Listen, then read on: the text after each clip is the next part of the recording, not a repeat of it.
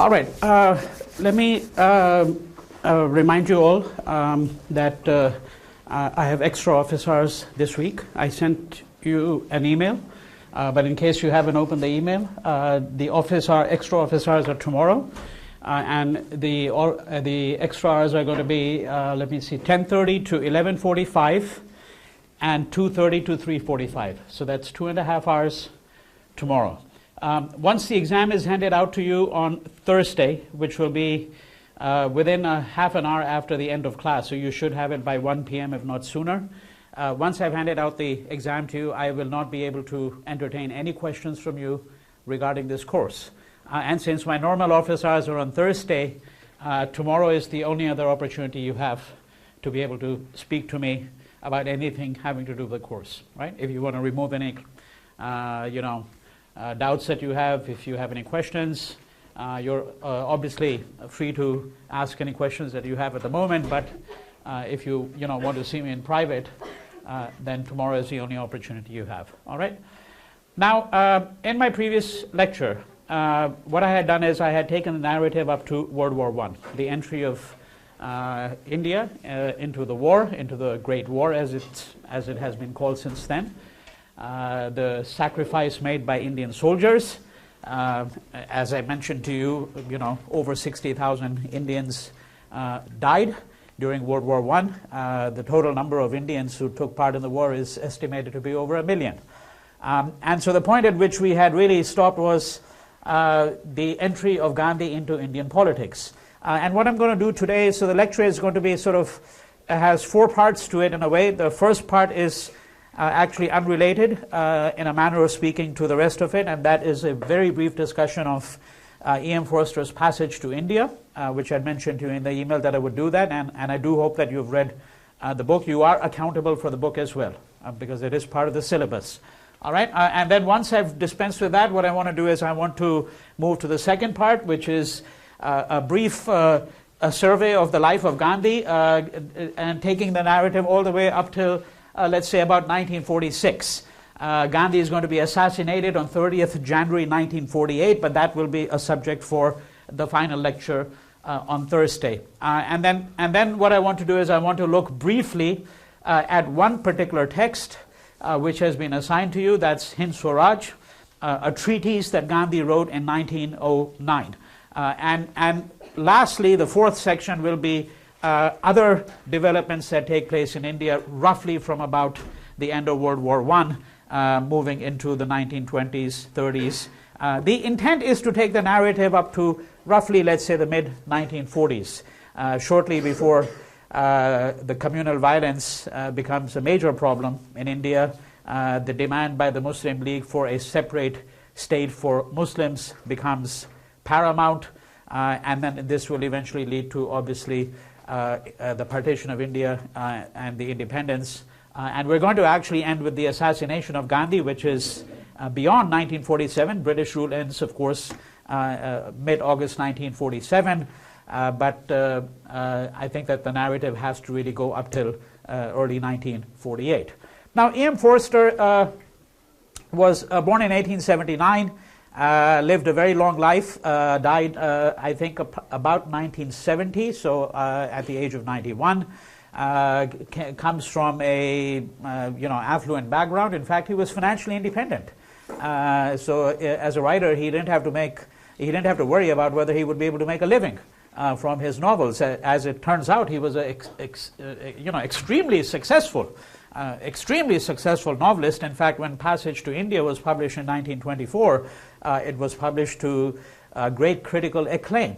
But he was, in any case, financially independent, educated at King's College, Cambridge.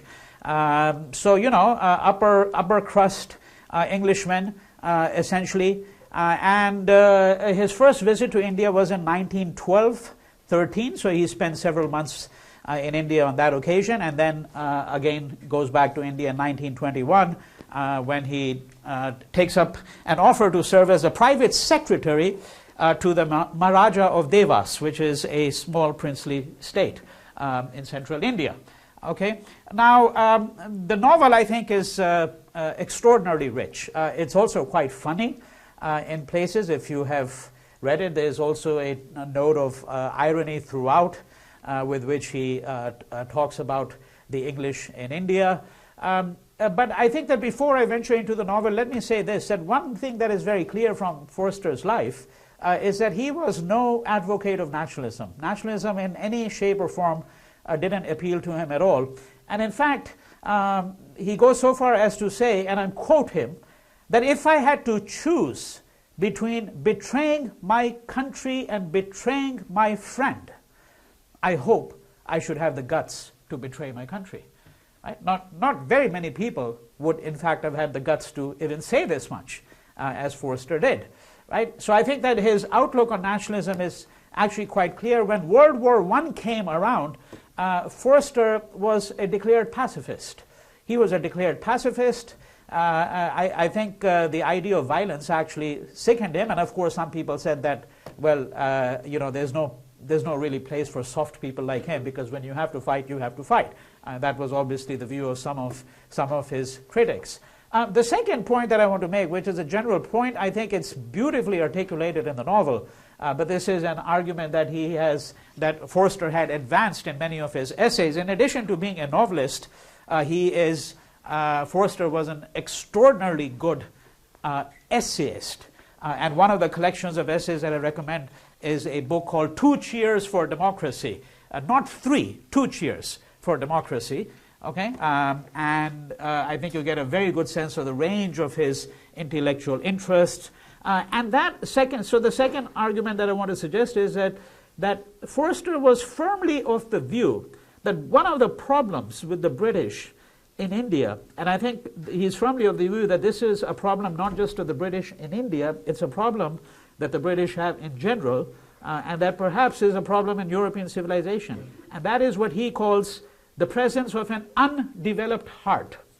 Undeveloped heart.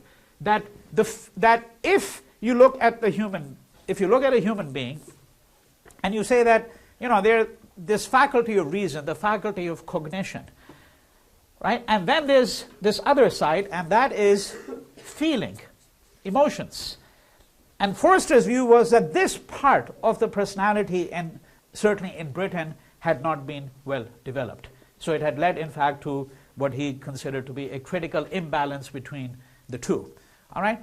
And I think that if you keep these two considerations in mind, that might be one way in which you can enter into the novel. One question that you could ask yourself, for example, is there really any sympathetic character, any character that is sympathetically drawn in the novel, right? So if you look at, let's say, the major characters, who are the major characters is Ronnie Heaslop, who is a young ICS, Indian Civil Service British official, right? And in fact, actually, Heaslop cannot be viewed as a person who's sympathetically drawn at all, because if you look at what Forster has to say about him, and I'm going to just alert you to a few passages. There are many others that one can look at. The edition I'm using, it's page 77. I don't know if it's the same page that you have in the edition, which has the new Penguin edition that you have. But this is from chapter 7, and so this is where Ronnie has come upon this discussion that is taking place among the Indians, Godbole and Aziz and others. And this is what he says. Ronnie took no notice but continued to address his remarks to Adela. So that's the other character. This is a woman who's come to, as it were, check him out at work while he's in India because there's this possibility of a marriage between the two of them, right? So he had hurried away from, that's Adela quested, he had hurried away from his work to take her to see the polo because he thought it would give her pleasure. He did not mean to be rude to the two men, right? So this is Aziz and Godbole. But the only link he could be conscious of with an Indian was the official, and neither happened to be his subordinate. As private individuals, he forgot them, right? So Ronnie is a kind of character who, in fact, actually cannot even view the Indian as an individual. He doesn't see them at all. I mean, the only ones he sees, as he says, are those who are subordinate to him, all right, in some respect or the other. And of course, there are many such things that he says about Ronnie. One of the things that you're going to have to be alert about is to what extent are some of the views here views that he's attributing to these characters, that the views that in fact describe the character, to what extent on the other hand are these views actually of the narrator himself, of Forster himself, right? And a very good illustration of that is if you look at the bottom of page 50. Do you all have the same pagination, by the way, for anybody who had the book out? Okay, so if you look at the bottom of page 50, but there are actually quite a few different editions of this book. So, I see that you have an edition which is actually quite different than the New Penguin edition. So, he spoke sincerely. Do you have that paragraph at the bottom of page 50? No? It begins with, he spoke sincerely. The last paragraph on page 50? Okay, well, anyhow. Okay, so it's 2 pages afterwards in the edition that some of you have. He spoke sincerely. He's referring to Ronnie. Every day he worked hard in the court, trying to decide which of two untrue accounts was the less untrue. Right? So this is that old idea that the Indian never tells the truth. So what is a job that Ronnie has? His job is to make a decision. You've got Indian witnesses. Let's say there's a case going on. Now you just have to figure out which of the two is less of a liar, right? Or which of the 5 or 6 Indian accounts, if there happen to be 5 or 6, right? Which of the two untrue accounts was the less untrue, trying to dispense justice fearlessly, right? This is how Ronnie sees himself. To protect the weak against the less weak, the incoherent against the plausible, surrounded by lies and flattery, right? That this is the peril that the Englishman faces when he's in India. He's constantly surrounded by lies, flattery, people who are telling him things that they don't really mean, right? And so, of course, the Englishman has a job to discern the truth from the falsehood, right? To separate what is the substance from what merely appears to be the substance.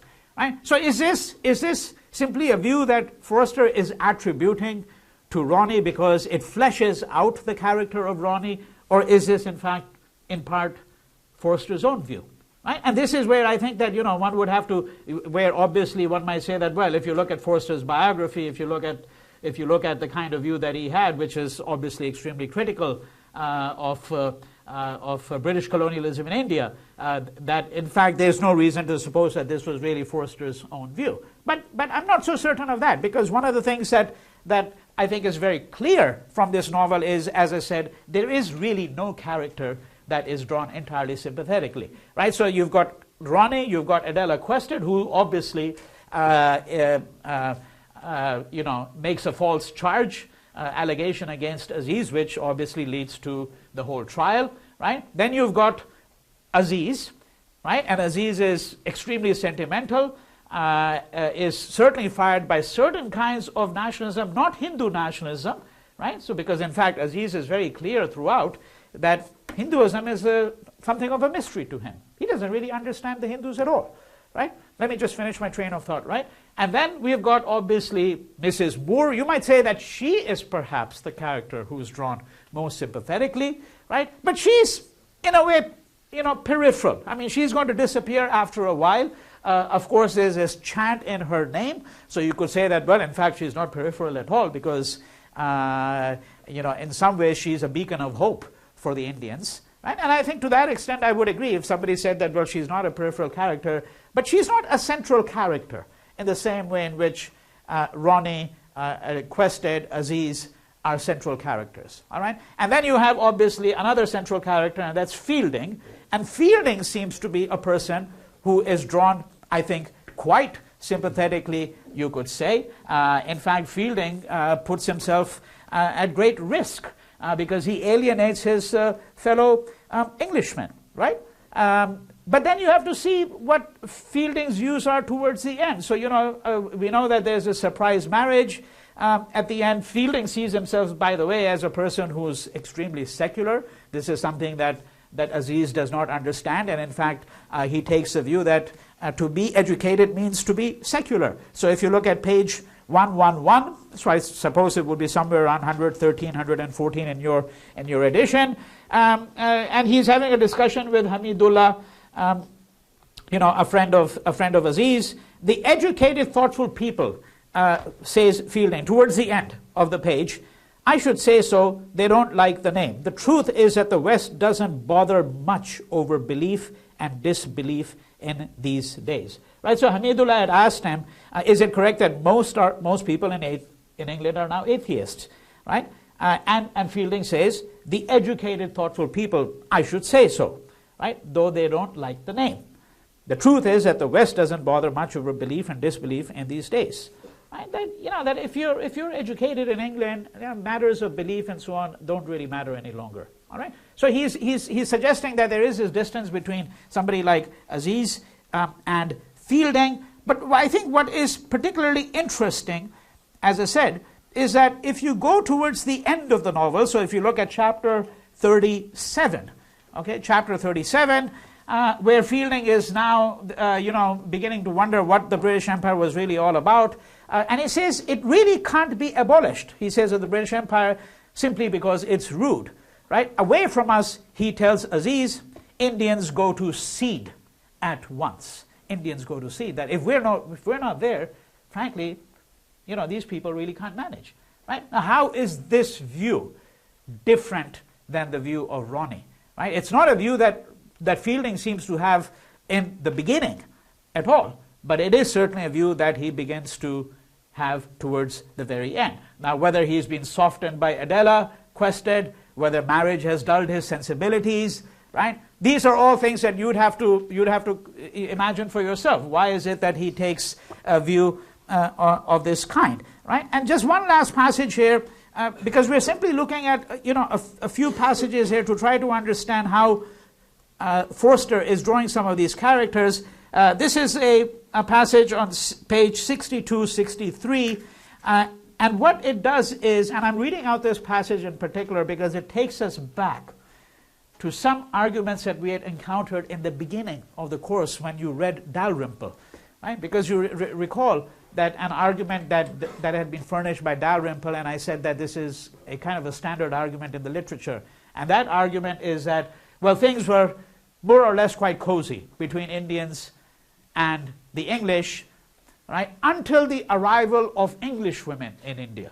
Right? And as I've said, there is a feminist critique of this argument because what it does is it obviously puts the onus on English women, right? That, well, once English women come there, they cannot tolerate that there should be any kind of liaisons, for example, between their own menfolk and Indian women, right? And so the suggestion is that social relations between the English and the Indians get altered very substantially. Now, Forster, with the arrival of English women, now Forster seems to be, in fact, endorsing this kind of view. And this is again where you have to say, well, is this really Forster's own view, or is he suggesting that this was, in fact, the paramount English view itself, right? So this is what he says. Still, the men tolerated him, that is Fielding, for the sake of his good heart and strong body. It was their wives who decided that he was not a sahib, really. Right? So who is a sahib? Sahib is the stout Englishman who knows how to behave towards Indians. They disliked him. He took no notice of them, and this, which would have passed without comment in feminist England, was England really feminist at that time? Of course not, but here, this is what I mean. He's got this, incredibly ironical tone here, right? He took no notice of them, and this, which would have passed without comment in feminist England, did him harm in a community where the male is expected to be lively and helpful, right? Mr. Fielding never advised one about dogs or horses, or dined, or paid his midday calls, or decorated trees for one's children at Christmas. And though he came to the club, it was only to get his tennis or billiards and to go. This was true. He had discovered that it is possible to keep in with Indians and Englishmen, keep in meaning that it's possible to get along, right? But that he who would also keep in with English women must drop the Indians. The two wouldn't combine, right? So you see, now this is where the novel becomes extremely complicated, because you have to ask yourself, whose view is this? Is this Forster's own view? Is this a view that he's saying is really quite paramount within the English community, right? Is he attributing it to various other people as well? Right? But I think if you look at the novel, in totality, what is most interesting for is obviously the nature of the social relations, or lack thereof, in some cases, between the Indians and the Britishers, right? Teruko, you had a comment of some kind. Fielding. Yeah. Okay. So I think that what the novel does is it gives you some insights into what is happening in India, in British India, in the early part now of the 20th century. Right? The novel itself was published in 1924. So this is at the height of nationalism, and now you will get some picture into what's happening once we move into the next section of the lecture. So are there any questions at all that anybody would like to raise very briefly about the novel? Yeah. All right, let me turn then to Gandhi. So 1914 is the onset of World War I. The war, of course, is going to conclude in 1918. Gandhi is going to return to India in 1915. But before we talk about his return, let me first tell you a little bit more about what kind of person we're speaking about here, and what was Gandhi's background. How is it that he came to enter into Indian politics? So Gandhi is born in 1869 on October 2nd, and he's born in Western India. He's born in a small princely state, born in a place called Porbandar, and he has his early schooling there. He goes to England before he's 20 years old in order to acquire credentials in law.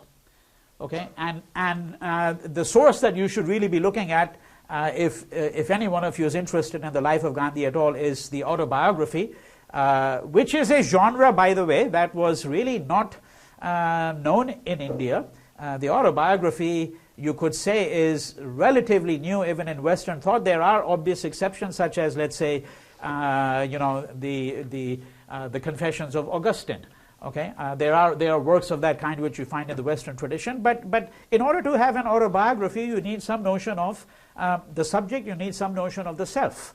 All right, a fairly well-developed notion of the self, and the person, of course, has to feel that his or her life is worthy of attention from others. Right? So the autobiography is really only going to develop in the 18th century as a genre, for the most part, as a genre of literature. In India, Gandhi is one of the first people to write an autobiography. Right? And so to understand some of his early life, the text that you would turn to, principally, there's a huge number of biographies. I mean, in English, well over 1,000 biographies of Gandhi in English alone. So you could turn to them, but I think that the autobiography is the principal source. So he goes to England, he gets credentialed in law, he comes back to India, spends a year in India, and finds that he's not able to make a very successful living. And at that time, quite fortuitously, he gets an offer to go to South Africa, right? Where there was already a considerable Indian presence. So you'd have to take your mind back to one of the lectures where I discussed the presence of the Indian diaspora, right? The dispersal of Indians in the 19th century, and where you had the largest number of Indians, at least in South Africa. There was no, by the way, Union of South Africa at that point in time. So if you look at the Europeans there, the Europeans are divided roughly between the Britishers and the Dutch, also known as the Boers. Right? So the Union of South Africa had not yet taken place. Most of the Indians were in Natal, in the province of Natal. And Gandhi is going to arrive in South Africa because there is a company there. They're looking for some lawyers. This is a company run by Indians. They have some legal disputes and they need some legal help. So they finally decide to get some help from India, and through various set of circumstances, which it's impossible to enter into at the moment, Gandhi is going to get an offer to go to South Africa, and so he does. He goes there, and he's going to spend over 20 years in South Africa, right? Over 20 years in South Africa.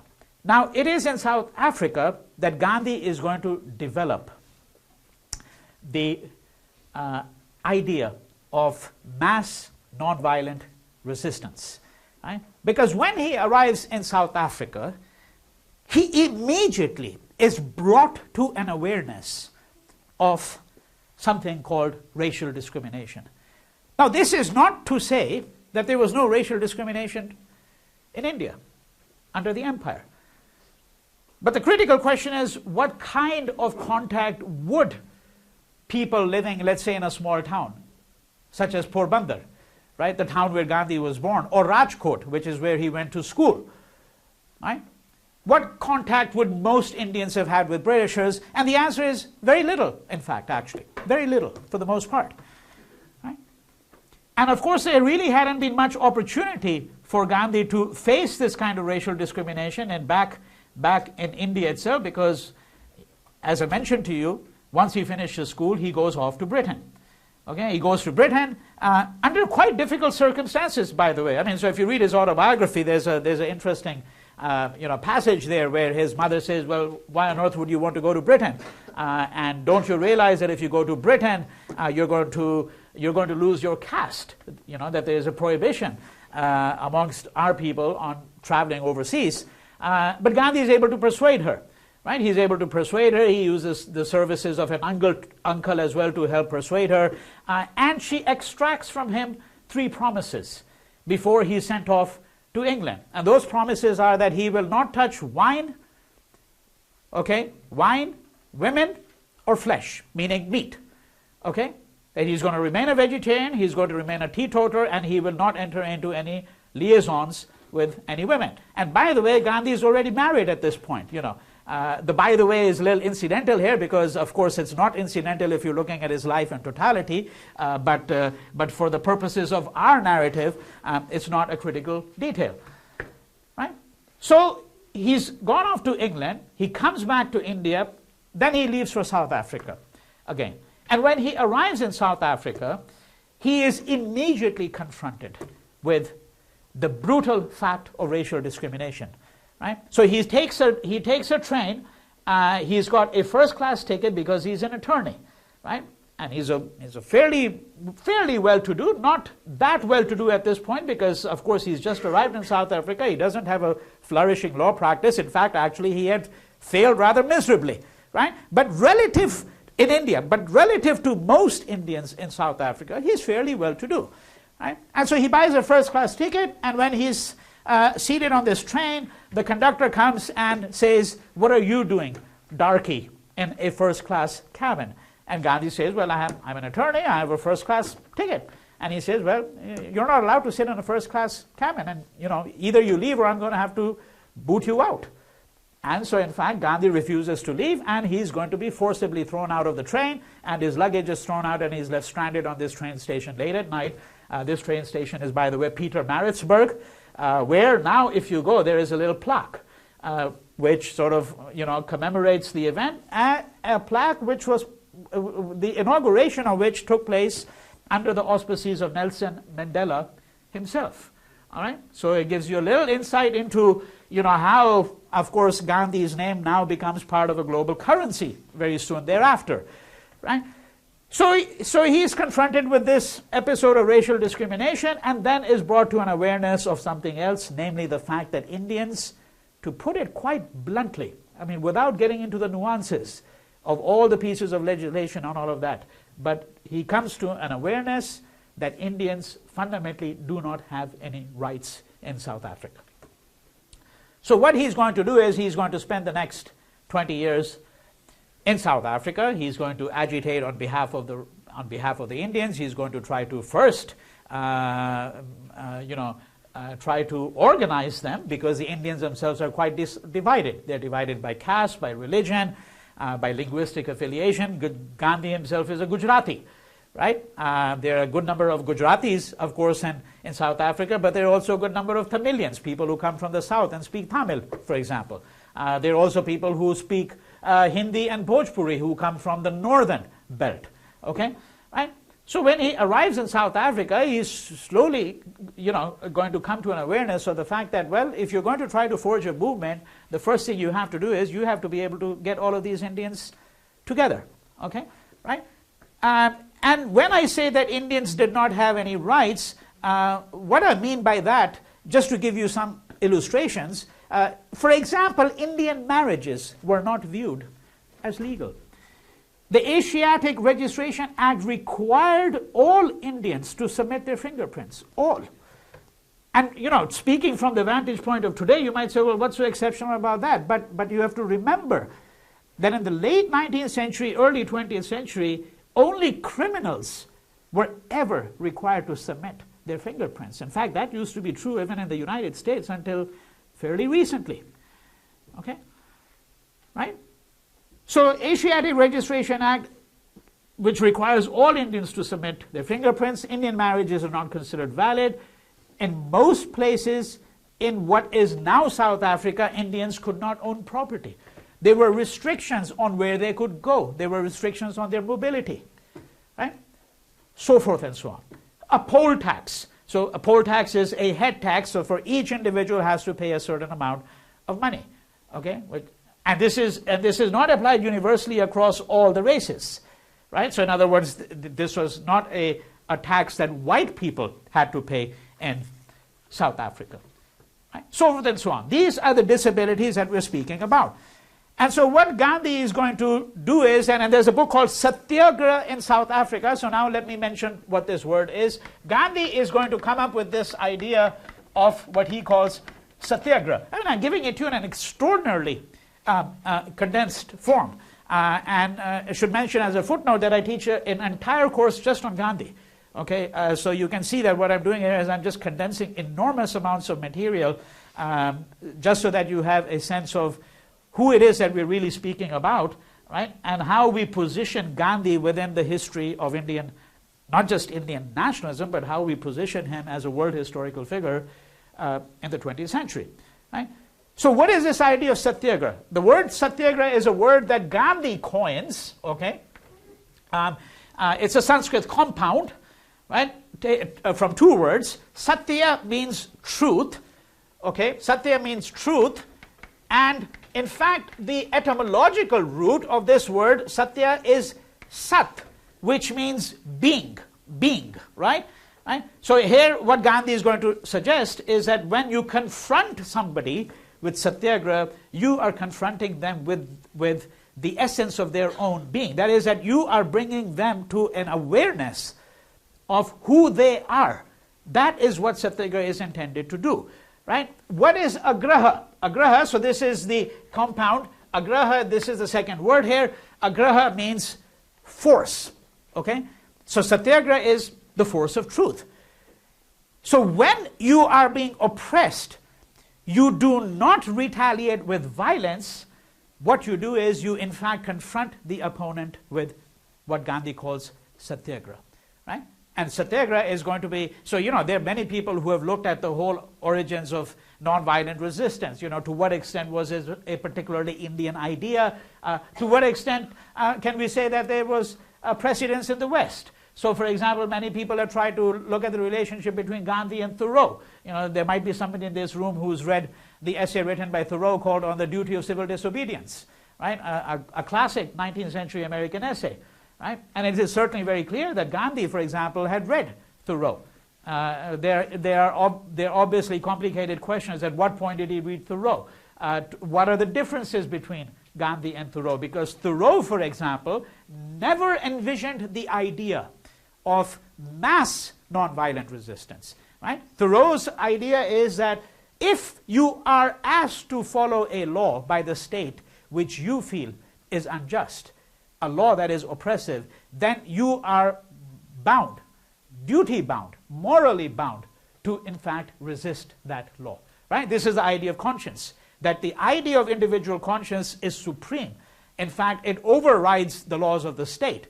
But of course, the hazard of that is that could this be an encouragement to you, to an individual, to abandon all respect for the law?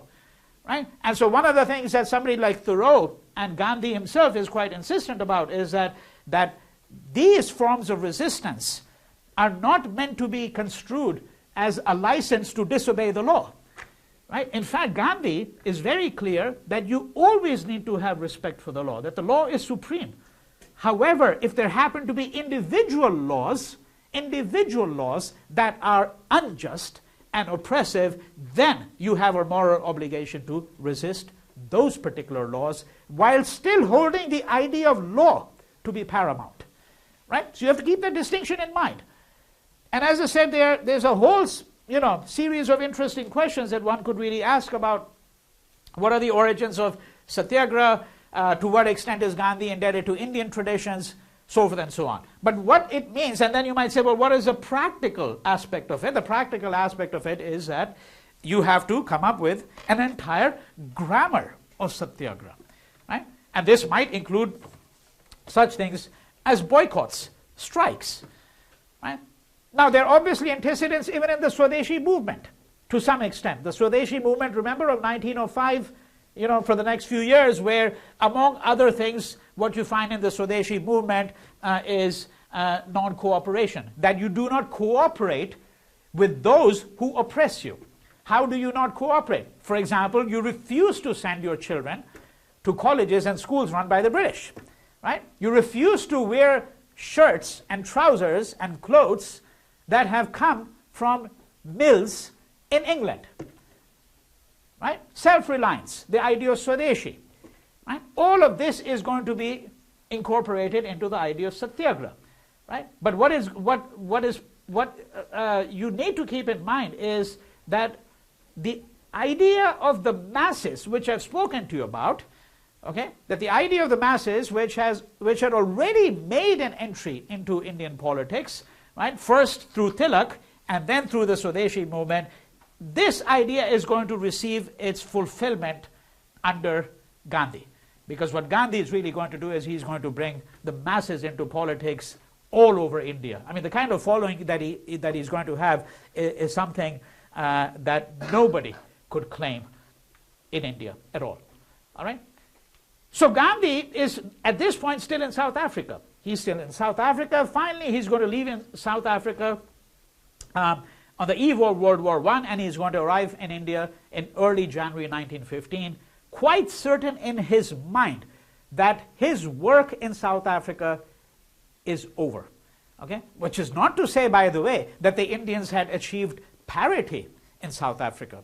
By no stretch of the imagination did that happen. In fact, some of the people who are critical of Gandhi like to argue that Gandhi did not achieve very much in South Africa at all. I mean, there's a considerable literature on this question, what exactly he did achieve in South Africa. But again, there are people who argue that if you look at African nationalism in South Africa, for example, the African National Congress, right, which still exists as a political party, that the African National Congress was highly indebted to the Natal Indian Congress, which is an organization that Gandhi founded in South Africa, right? And then, of course, in India itself, you have the Indian National Congress, that some of the methods that Gandhi had come up with would turn out to be quite critical in applying pressure on the oppressor, all right? But we're not here to, offer a full evaluation of what Gandhi did or did not achieve in South Africa. What's important here is to understand that many of the ideas that Gandhi is going to experiment with, they have their origins in his experience in South Africa. All right? So he comes back to India in 1915. Now recall what the situation is in early 1915. World War I has commenced. Right? The Congress Party is essentially split between the moderates and the extremists. There's a kind of a political stalemate. There's a political stalemate in the sense that the moderates are not really very successful at this point in time. They have lost a large part of their constituency, shall we say. Okay?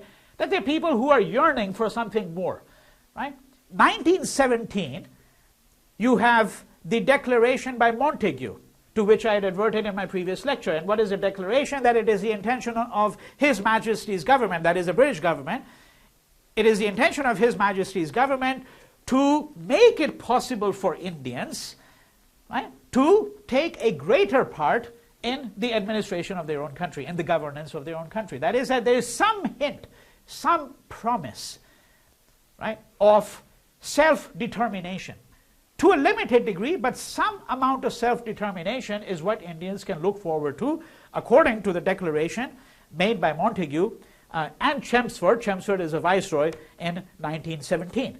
Right? And so one of the things that is going to happen is they're going to pass what is called the Government of India Act.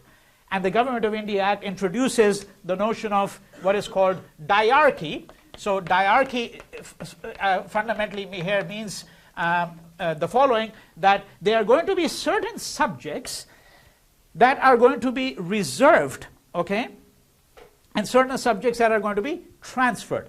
And to put it in plain English, what it means is diarchy is a promise of this kind of self-determination that I'm speaking about, right?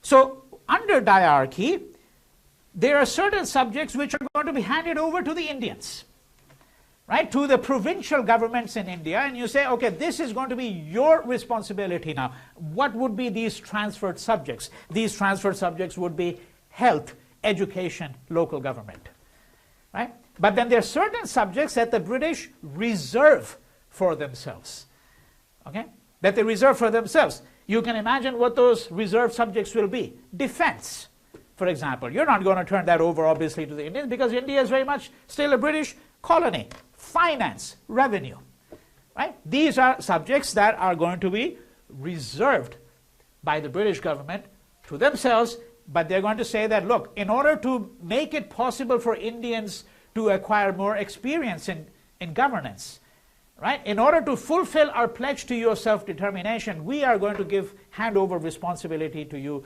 for such areas such as education, health, local government, and so on. All right? This is what diarchy means in 1917.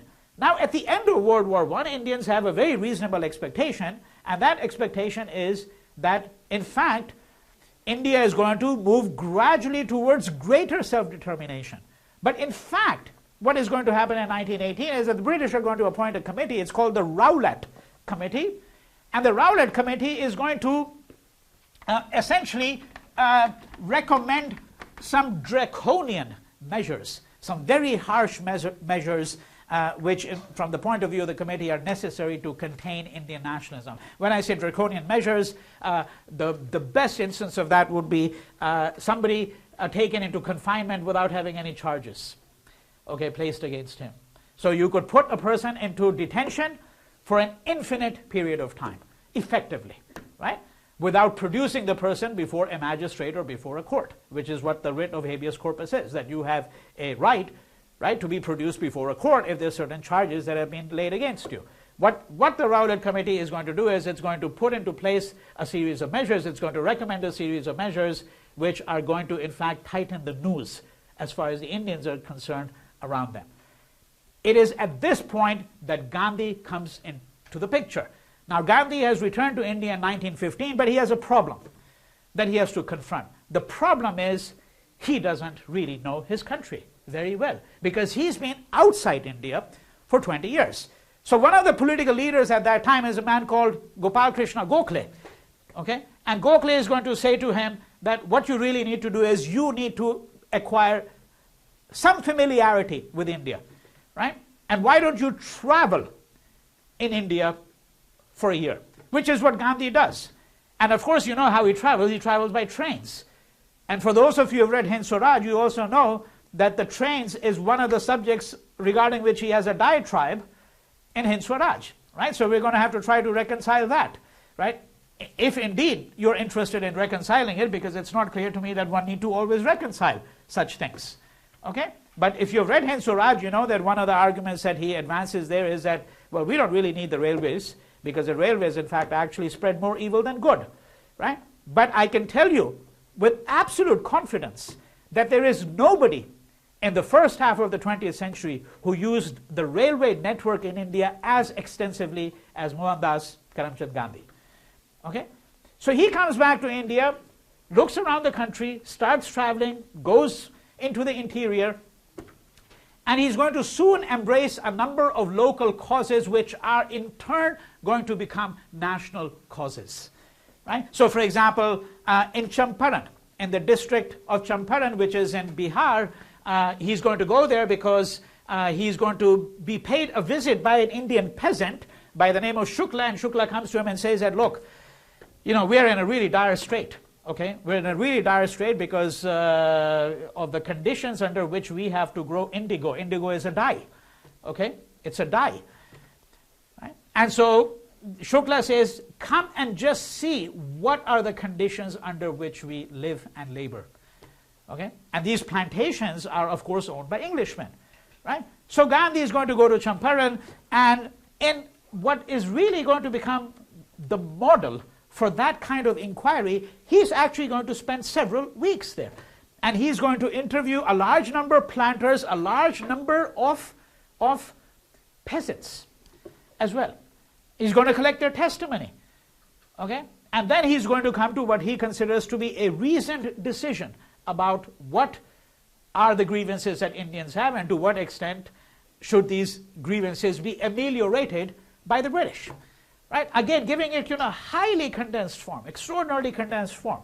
What Champaran is going to do is it's going to not only give him some experience, political experience, it's going to put him in the limelight. Right? Because remember, again, that his problem is that when he returns to India in 1915, he's a relatively unknown figure. And when he comes to India, it's not as if he has stepped into a political vacuum. It's not as though there was nobody there. In fact, there are a great number of political leaders. There's Tilak, of course, but Tilak had been in jail for a good part of the time. There's Gopal Krishna Gokhale.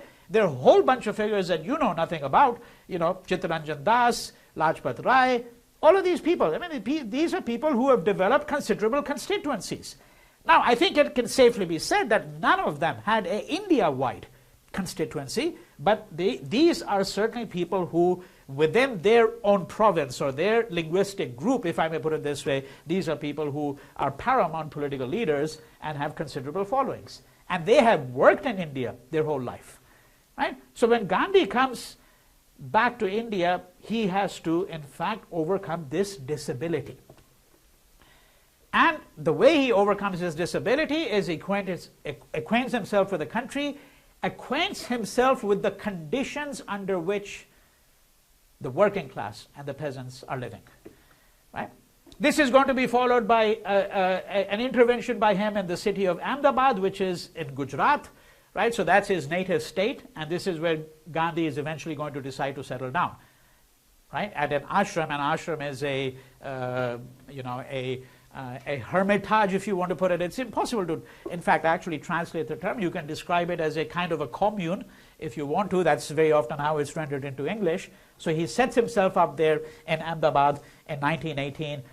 And then when the Rowlatt Act is pronounced, the Rowlatt Acts are pronounced, Gandhi is going to decide that he needs to do something about it. And this is going to be his entry point into Indian politics. Now, there's one other set of circumstances which is crucial.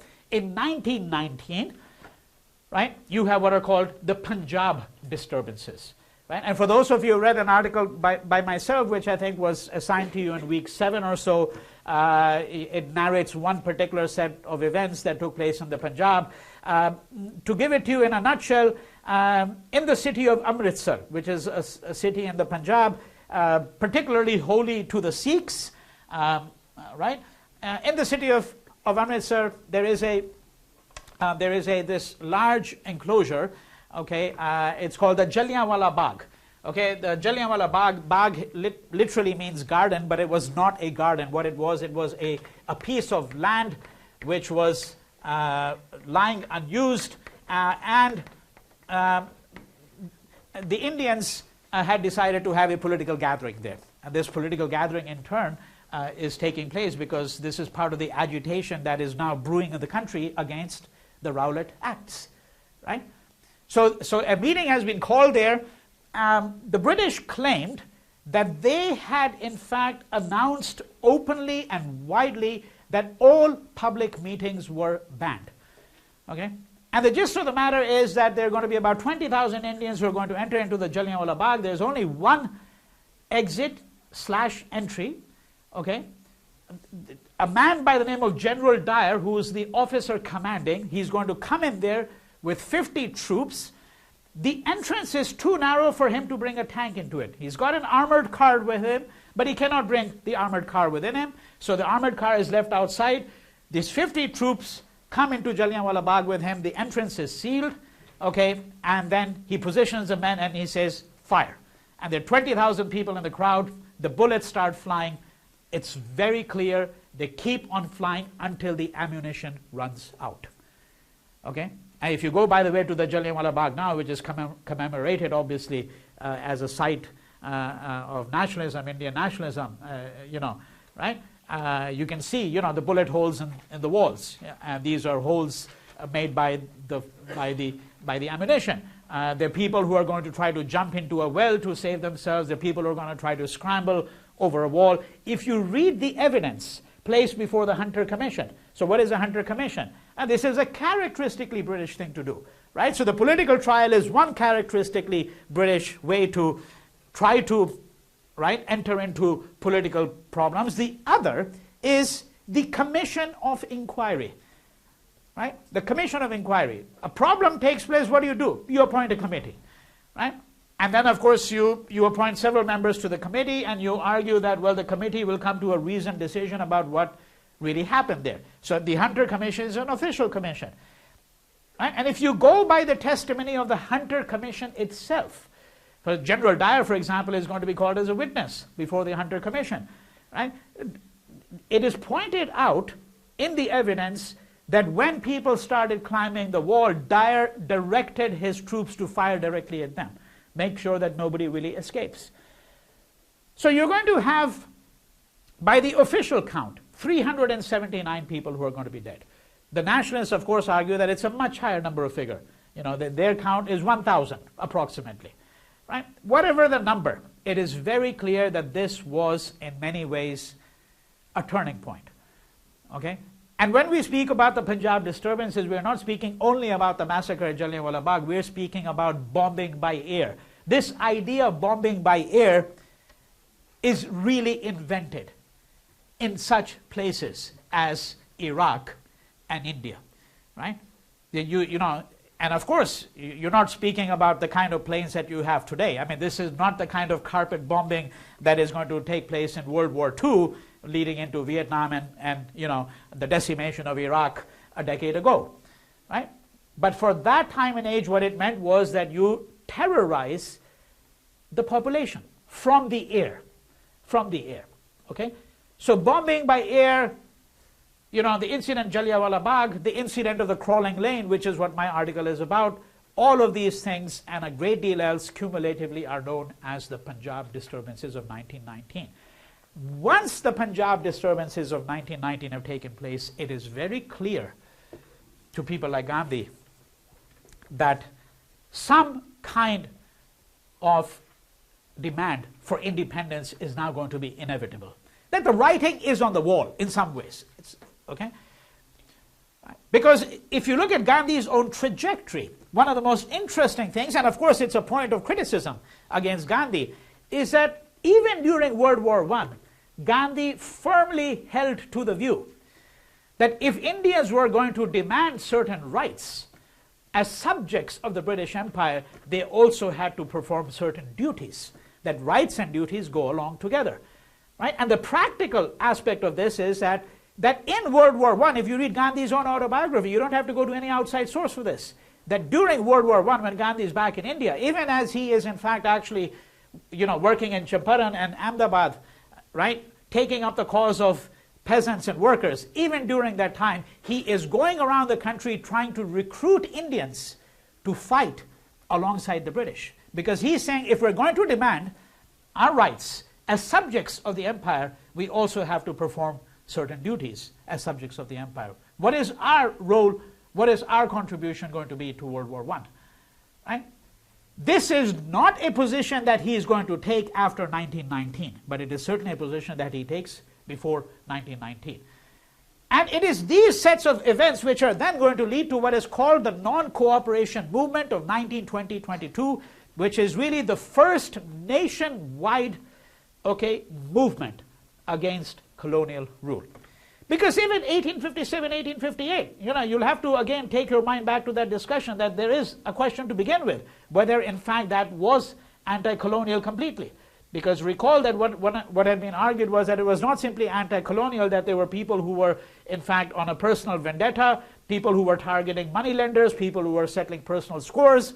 And we know that the rebellion of 1857-58 takes place largely in North India. If you take your mind back to that map that I'd shown you, that it's along the Gangetic Plain, and there are a few places such as Delhi, Lucknow, Kanpur, right, where you find the military action.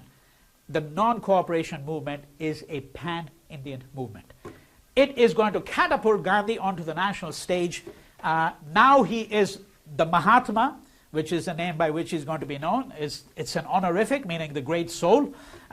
Because what the entry of Gandhi into Indian politics signifies is something which goes well beyond Indian politics. And what it signifies is, how does one bring in ethical action into the domain of politics, right? That is politics simply a matter of self-aggrandizement, self-interest, or representing your own group? How does one apply the highest ethical standards when one enters into public life? Right? And that is what, of course, Gandhi's contribution is largely about. It's not simply about offering anti-colonial resistance, right, or opposing the British in India. This is in part what is going to make him a figure of world historical significance. Right? So the non-cooperation movement of 1920-22 is a movement where Gandhi is going to argue that we have to adhere to the strictest principles of nonviolence. And I think it's very clear to Gandhi. I mean, he himself is under no illusion that many of the people who have joined the movement have joined not because they are firmly of the view that nonviolence is in fact the ethically right thing to do, but rather it is the most expedient thing to do. That there are people who are going to take the view that, look, if we can actually if we can actually resist the oppressor through nonviolence successfully, we'll follow nonviolence. But if we can't, we'll abandon it. Right? To Gandhi, of course, this is the instrumentalization of nonviolence. Gandhi's view is that you have to adhere to the principles of nonviolence whether or not you get the results that you desire. Okay? Because part of his claim is that nonviolence is going to liberate not just the oppressed, it is going to liberate the oppressor from their own worst tendencies. All right? This is in part what Satyagraha is really going to be about. Now, in 1920-22, when this non-cooperation movement is at its height, and again, the practical aspects of the non-cooperation movement would include such things as literally non-cooperation. You refuse to cooperate with the British authorities. Okay? You withdraw your children from British-run schools. You do not accept British honors. You boycott British manufactured goods. All right? Right? You have concerted campaigns, right, to resist all the insignia of authority. Right? That's what non-cooperation is really going to do. And if you read the archival records, it's very clear that within 6 months of the launch of this movement, there are significant parts of British India, especially in North India, where the British officials in private conceded that Gandhi had succeeded in paralyzing the entire administration. Because how are you going to run a place if all the Indians are going to withdraw? Right? Yeah, and this is where the very small number of Britishers is something that you should remember, that we're not talking about millions of Britishers living in India.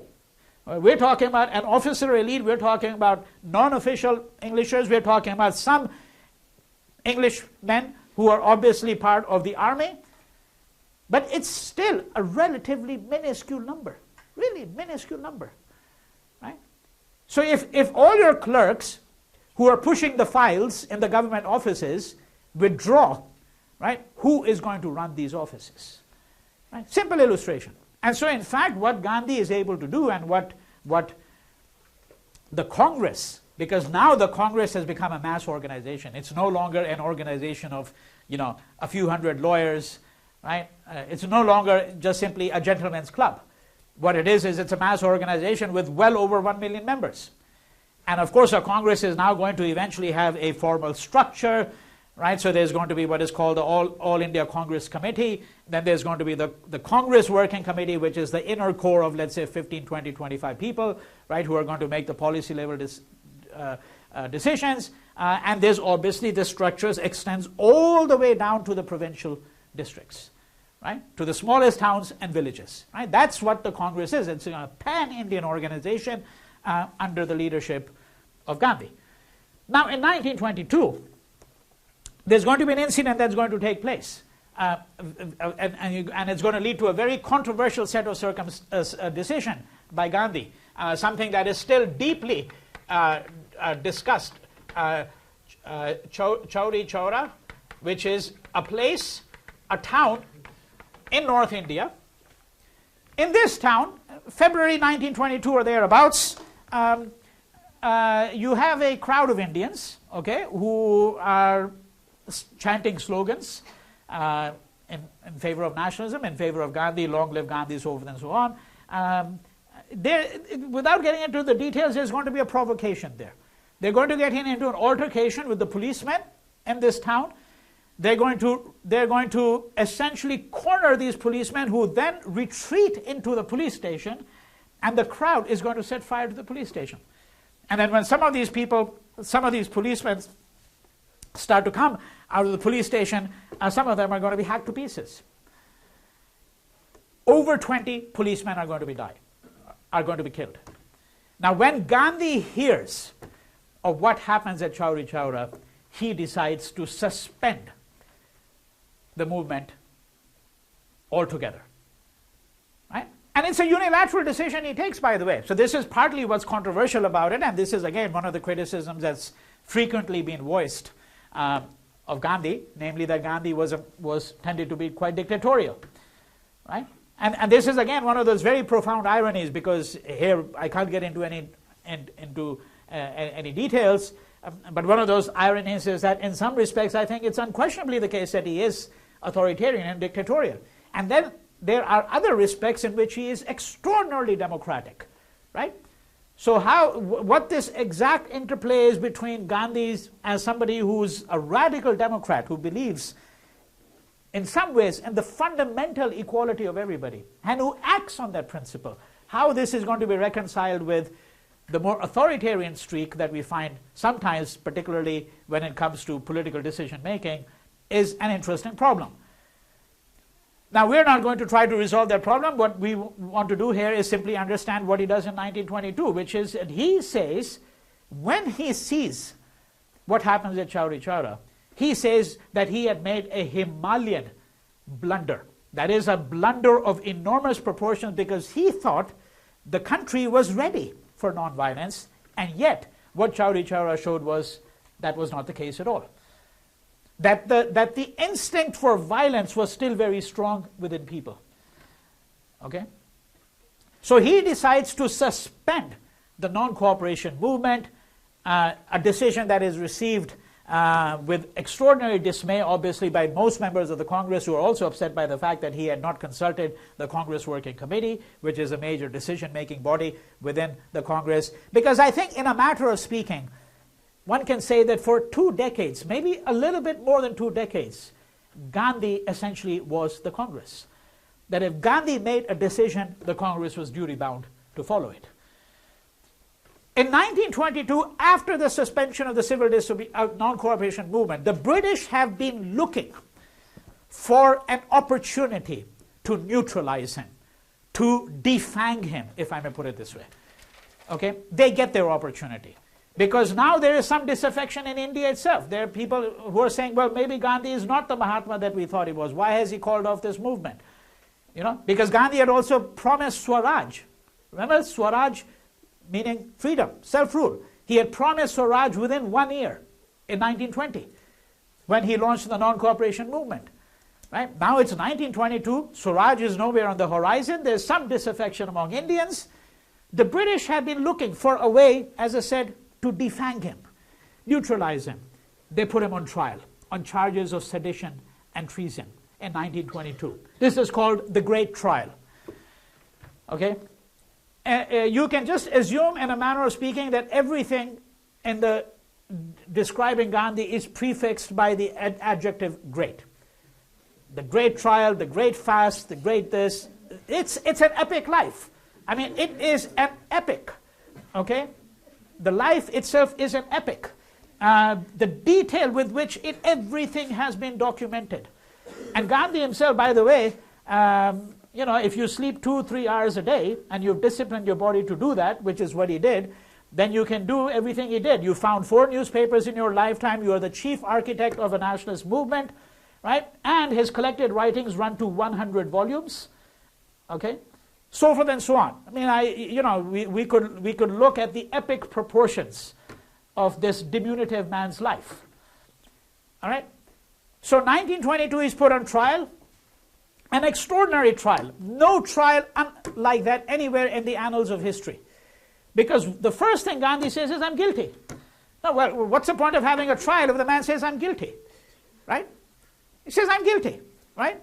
And in fact, he invites the judge. At the end of the trial, he says to the judge, look, if you think that the system over which you're presiding is a just system, well and good. There's nothing I can really do.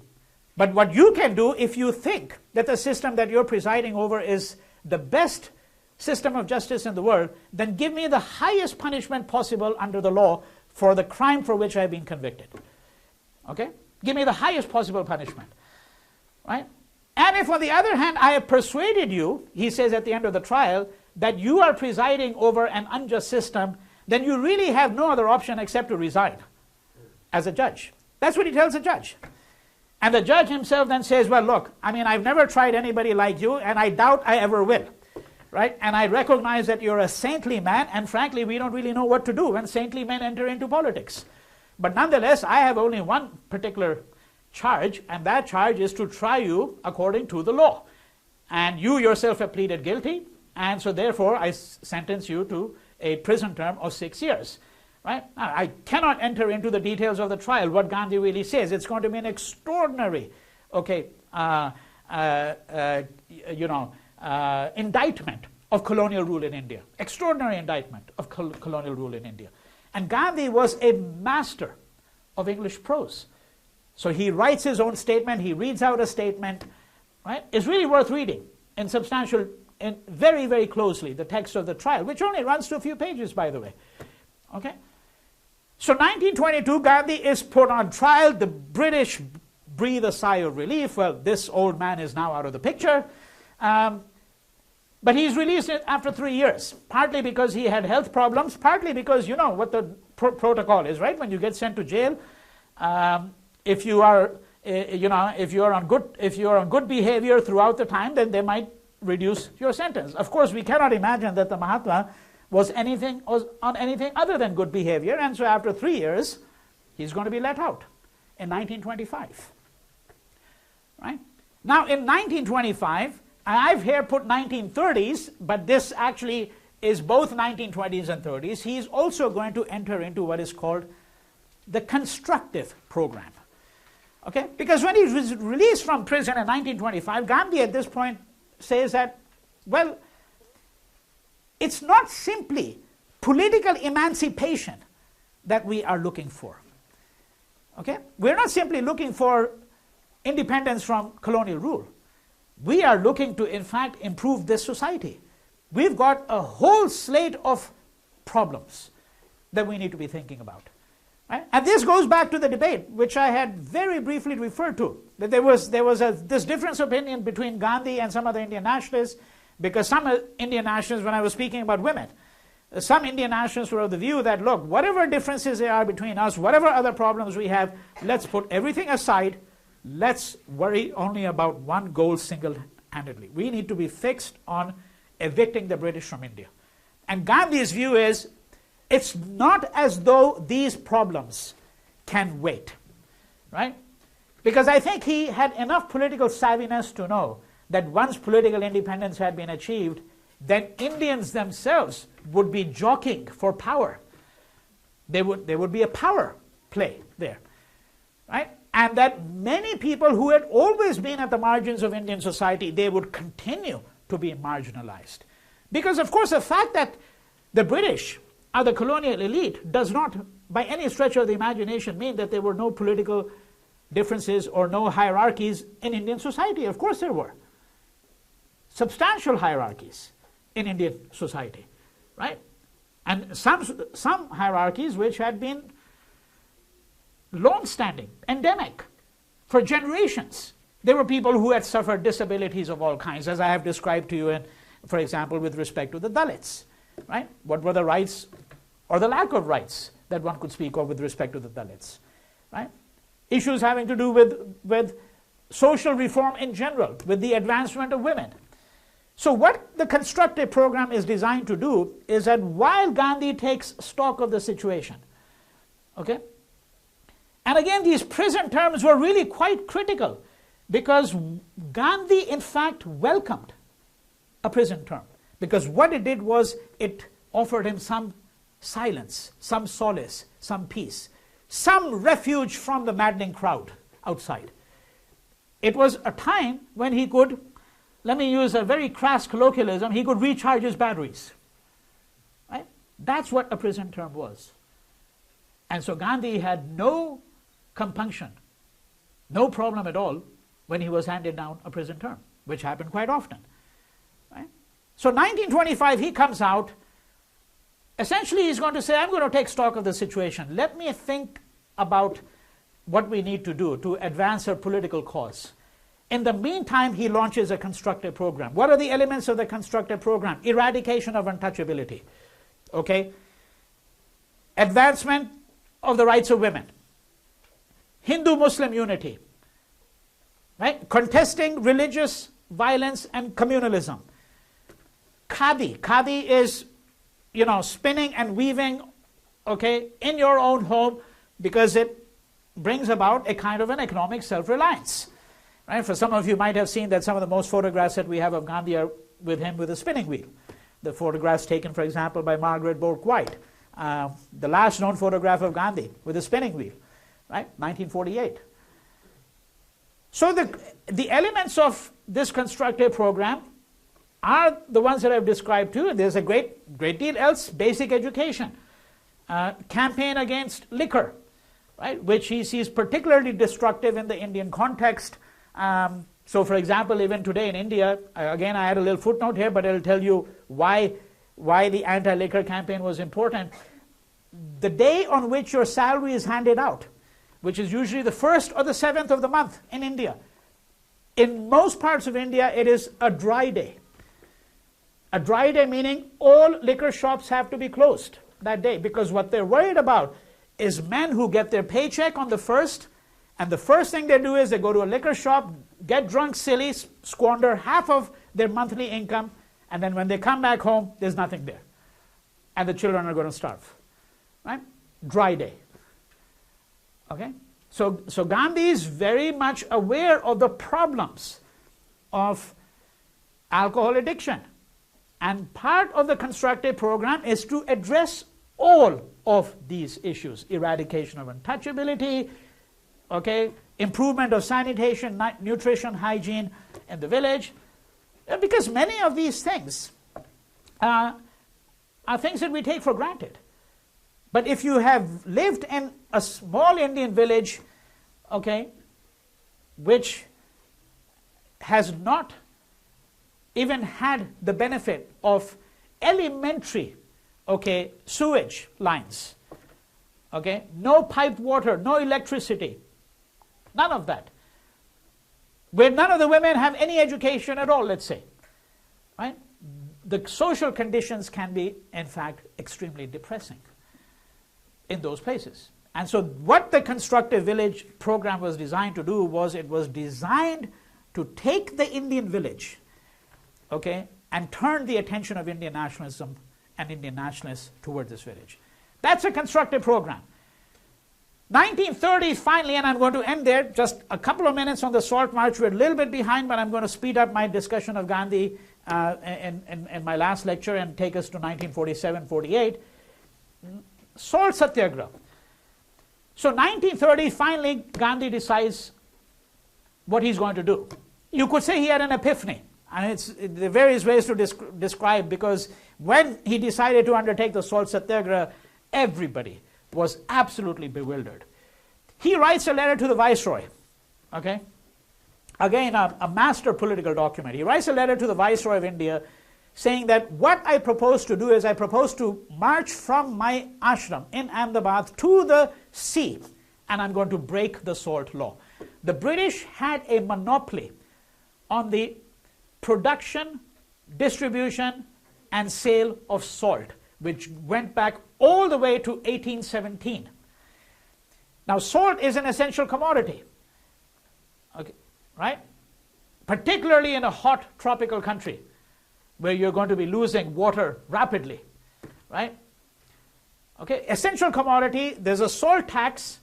Gandhi is going to say to the Viceroy, what I propose to do is I propose to start a march. This is a distance of several hundred kilometers to the sea with a hand-picked number of followers. We're going to arrive at the sea and we're going to break the salt law. And you have the freedom, if you wish, to arrest me before I start my march. Now, when the British get the letter, they say, this man's a crank. You know, this, how much more foolish could you be? I mean, you know, and of course it's very unusual for a revolutionary to inform his opponents beforehand, this is what I want to do. Imagine Lenin saying, right, to his opponents, I'm going to let you know beforehand. Secrecy has always been the essence of revolutionary movements, particularly violent revolutionary movements. Gandhi's view is you let the opponent know everything in advance. Okay? So he's going to start this salt march, he's going to arrive at the sea, he's going to literally, as it were, break the law. Okay, when he arrives there. And by the time he arrives there, of course, there are 100,000 people who are following him. And it's a signal to everybody to break the law in India. And within a couple of weeks, the British are going to find that they have to arrest 500,000 people. They don't have enough jails to fill that, to be able to accommodate all of the people who are breaking the law, right? So this is what is going to be known as a Salt Satyagraha, 1930, right? And this is where we're going to end the narrative for today. And as I said, I will really speed up and take us to 1947-48 in my last lecture.